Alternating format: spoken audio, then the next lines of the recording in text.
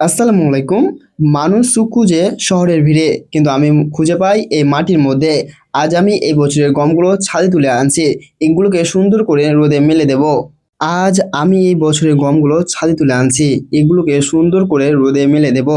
দেখতে এটা খুব সাধারণ কাজ মনে হতে পারে, কিন্তু আমার কাছে এটা অনেক বড় একটা অনুভূতি। কারণ এই গমগুলো শুধু ফসল নয়, এগুলো হচ্ছে আমাদের এই বছরের পরিশ্রম, আমাদের ঘামের ফল। এই গমগুলো আমরা ভালো করে শুকিয়ে সারা বছরের জন্য বাড়িতে রেখে দেব। আর এই গম দিয়েই আমরা সারা বছর রুটি খাবো। মানে চিন্তা করে দেখো, আমাদের মাসে মাসে আটা কিনতে হবে না, বাজারের দামের উপর নির্ভর করতে হবে না। একইভাবে আমাদের বাড়িতে ধানও আছে, মানে চাল নিয়েও কোনো টেনশন নেই। আর সবজির কথা যদি বলি, অনেক সবজি আমরা নিজের জমিতে উৎপাদন করি, সেটাই আমরা খাই। খাওয়ার দিক থেকে আলহামদুলিল্লাহ, আমাদের কোনোদিন এমনও হয়নি যে এইগুলা না খেয়ে থাকতে হয়েছে।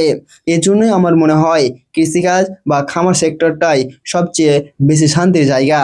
কারণ এখানে খাবারের চিন্তা নেই, এখানে নিজের পরিশ্রমের উপর ভরসা আছে।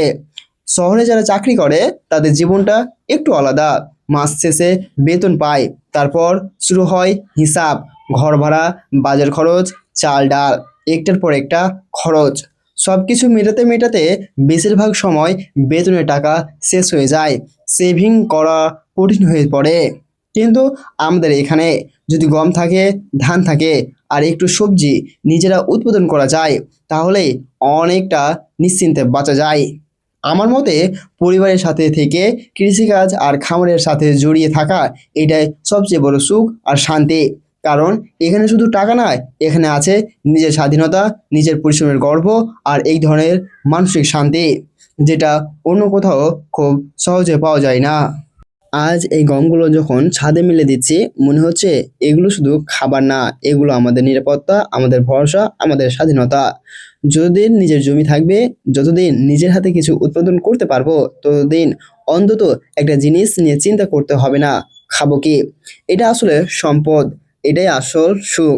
তাই যদি কখনো মনে হয় জীবনে শান্তি নেই, সব কিছু খুব জটিল লাগছে, একবার গ্রামের এই জীবনটা দেখো, এই মাটির সাথে নিজের সম্পর্কটা অনুভব করো, হয়তো বুঝতে পারবে প্রকৃত সুখটা আসলে খুব কাছেই ছিল, শুধু আমরা সেটা বুঝতে পারিনি।